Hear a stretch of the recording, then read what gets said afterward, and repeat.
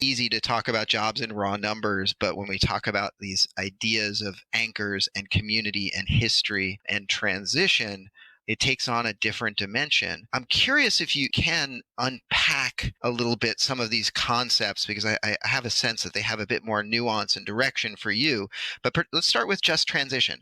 What does that mean in this context when you're talking about a community that may be deeply embedded in a particular geography and industry? Yeah, that's a great question. So, just transition is a concept. It's not a new concept. We've been talking about just transition in the economic development context for years. And essentially, what it is the question of how do you transition from an industry that has anchored an economy, whether that's manufacturing, agriculture, mining. How do you transition a community when that industry goes under for some reason? And how do you do it in a way that's just? How do you do that in a way that actually respects workers and community and culture?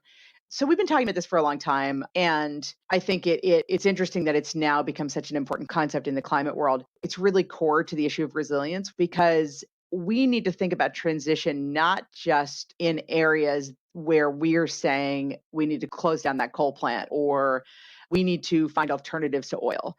I really have come to believe that climate change and climate risk is a macroeconomic trend like globalization and automation, and you can't look at it in isolation. You have to think about what does transition look like at a time where we have climate change impacts, where we do have globalization in the economy, and where there's massive automation of some of these same industries that we've been relying on for years to kind of give people jobs after transition. So I think we're at a really critical moment to rethink this whole idea.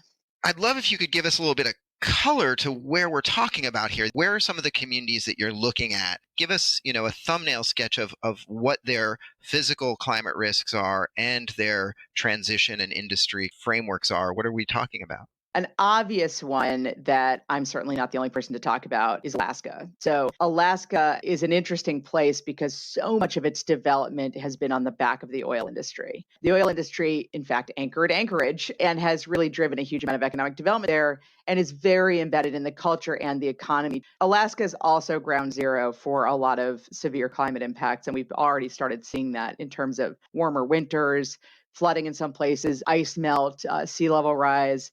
There are communities that are already having to deal with actually having to move, looking at relocation. That's a very extreme example where if we're serious about climate change and what we have to do to avert it, we need to look at moving away from oil, the industry that anchors Alaska. And at the same time, a number of those communities are actually facing climate impacts today that are causing a complete upheaval of the economy. And so to me, Alaska is a really interesting example of how do we think about transition in a place that's been so anchored by this industry, but also is in such the crosshairs of physical climate impacts. Excellent. I think it's a great example. And I think that makes a lot of sense. And you've actually brought up a couple of things that I want to further unpack a little bit. You've talked about justice, culture, identity, place-based. Can you talk about the role of that cultural identity as a factor in this confluence? Because it sounds like it's a big one. I think it is. I mean, my sort of underlying theory is that these inherently place-based industries ground culture in a different way than kind of itinerant industries do. And one of the interesting distinctions, of course, really between most of the clean energy economy, actually, and the old, if you will, energy economy is that a mining and extraction-based economy is place-based. One of the great things about wind, solar resources, about energy efficiency, is that they're things that we can do in many, many places. They're job creators in a lot of places that have not had that before. They're distributed, people can own them. There's all kinds of great things about